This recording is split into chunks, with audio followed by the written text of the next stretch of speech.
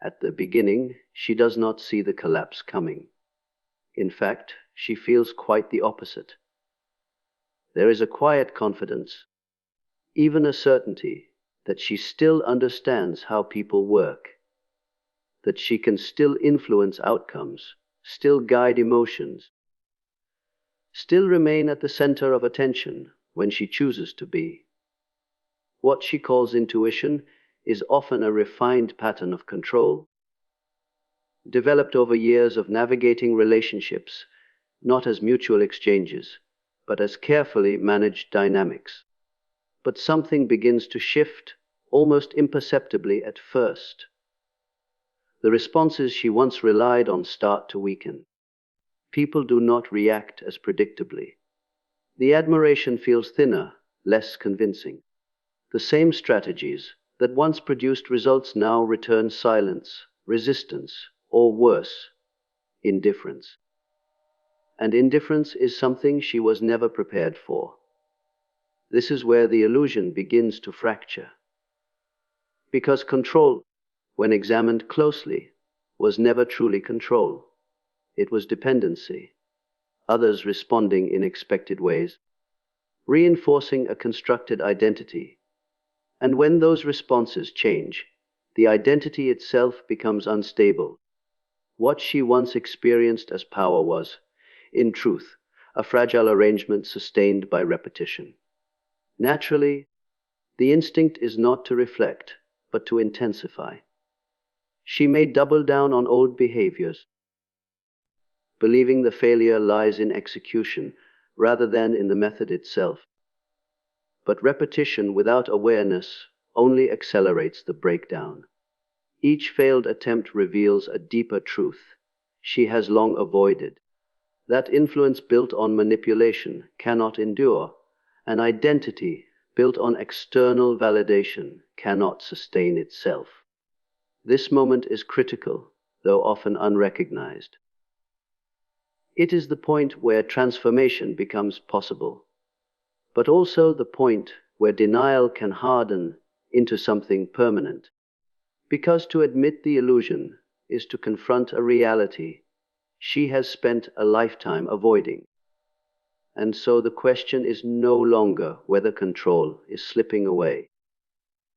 The question is whether she is willing to face what remains when it's gone. What follows from that initial fracture is not an immediate collapse, but a gradual exposure of how her relationships were always structured. They were never truly about connection in the deeper sense. They were exchanges, subtle, calculated, often unconscious, but transactional nonetheless. Attention was given to receive admiration.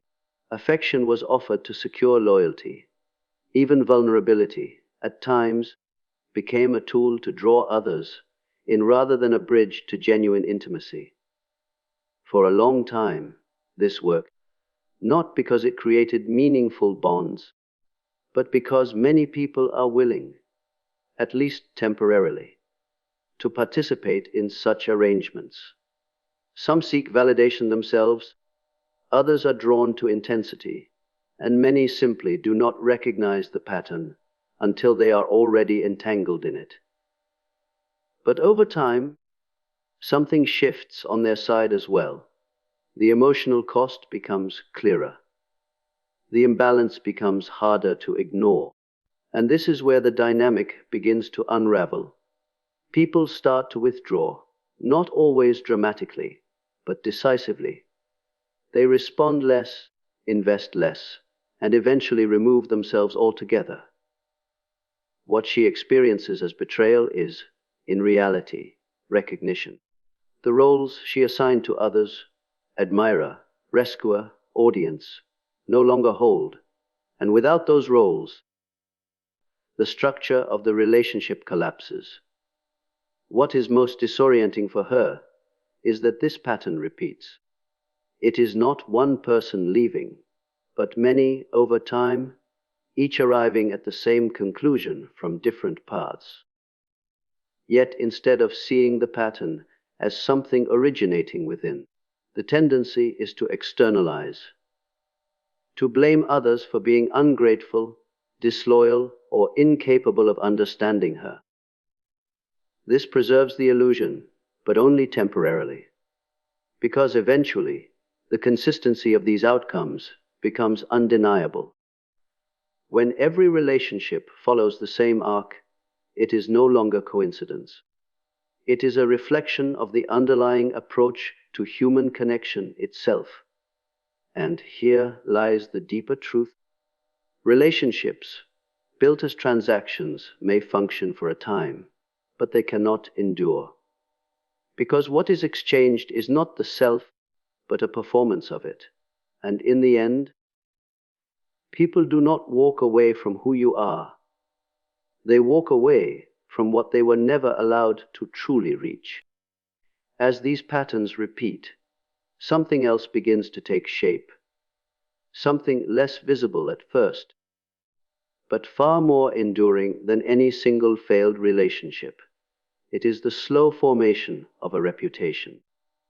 Not the kind carefully curated through words or appearances, but the kind that emerges from consistent experience. People may not always confront her directly, but they remember. They compare notes, internally or collectively, and over time a coherent image forms, one that she did not consciously intend, yet has steadily constructed. In earlier years, this image may have worked in her favor. Confidence could be mistaken for strength, emotional intensity for depth, focus for independence. But as the same behaviors repeat without evolution, perception begins to sharpen. What once appeared captivating now feels exhausting. What once seemed assertive now registers as controlling. The charm does not disappear, but it loses credibility. It begins to feel rehearsed, predictable, almost transparent. And reputation, unlike first impressions, is difficult to escape. It travels ahead of her into new interactions and lingers behind her in old ones. Opportunities for connection narrow, not because people are inherently closed, but because they have learned, either through direct experience or subtle signals, to approach with caution. Trust, once broken in small but repeated ways, does not easily regenerate. This is often where confusion deepens. She may still see herself through the lens she has always used, capable, misunderstood, perhaps even unfairly judged. But the external world is no longer reflecting that image back to her. Instead, it offers distance, hesitation, or polite disengagement.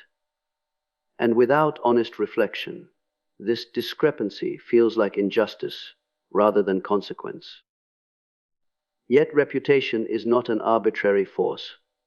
It is a mirror built over time, shaped by patterns that were once choices.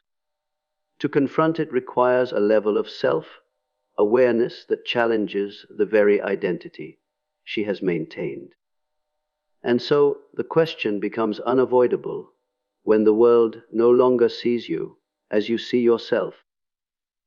Will you question the world? Or finally question the reflection you've been avoiding?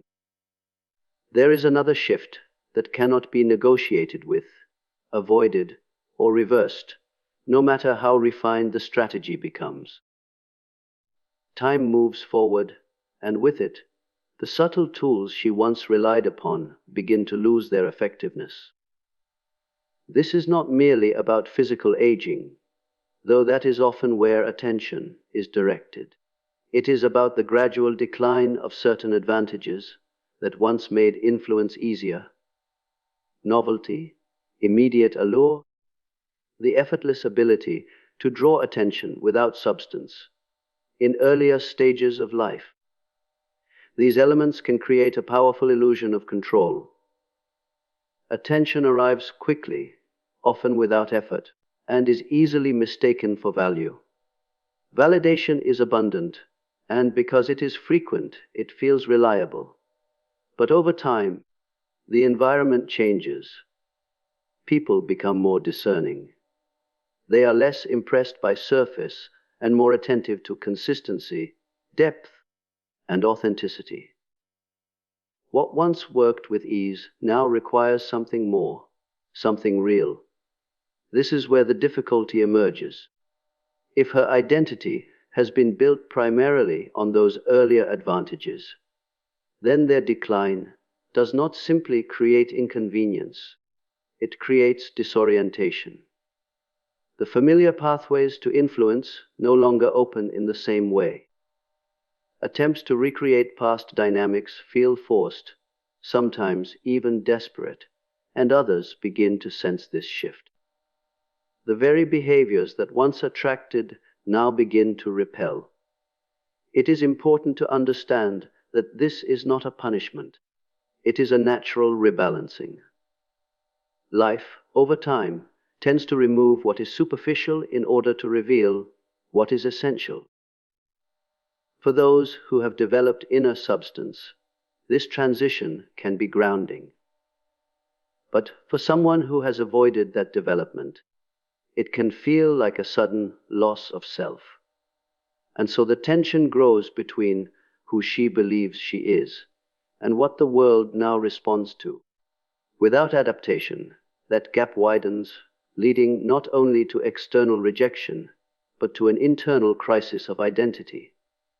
Because eventually, what time takes away is not opportunity, but illusion. And what remains is the one thing she can no longer avoid, who she is without it. As these external structures continue to weaken, something more intimate begins to surface, something that cannot be managed through strategy or concealed through performance.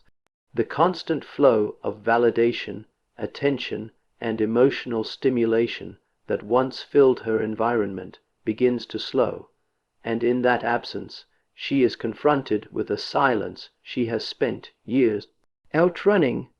This silence is not merely the absence of noise. It is the presence of the self, unfiltered and uninterrupted. For someone who has built an identity around external reflection, this encounter can feel unfamiliar, even threatening. There are no roles to play here, no audience to influence, no immediate feedback to stabilize the sense of worth. What remains is an internal landscape that has been largely unexplored. At first, the instinct is to escape it, to reintroduce distraction, to seek out new sources of validation, to recreate the familiar patterns in different forms. But these attempts become increasingly ineffective. The world no longer responds with the same intensity, and so the inner emptiness becomes harder to drown out. It lingers, persistent and unyielding. What makes this moment particularly difficult is that the emptiness is often misinterpreted. It is not simply loneliness, though it may feel that way. It is the result of a life oriented outward, where the inner self was neglected in favor of maintaining an image. Without that image constantly reinforced, there is little left to anchor the sense of identity. Yet within this discomfort lies a possibility that has always been present but rarely acknowledged. The opportunity to turn inward, not as an escape, but as a necessary confrontation. To begin, perhaps for the first time, the work of understanding oneself beyond the need for validation. But this requires a willingness to sit with what is found there, without immediately reshaping it into something more acceptable. Because the greatest fear is not being alone with others gone. It is being alone with a self that was never truly known, and finally choosing to meet it. And so, what began as subtle shifts in perception and connection eventually arrives at its most concrete expression: isolation. Not the kind that appears suddenly or without explanation, but the kind that forms gradually, almost logically, as the outcome of repeated patterns.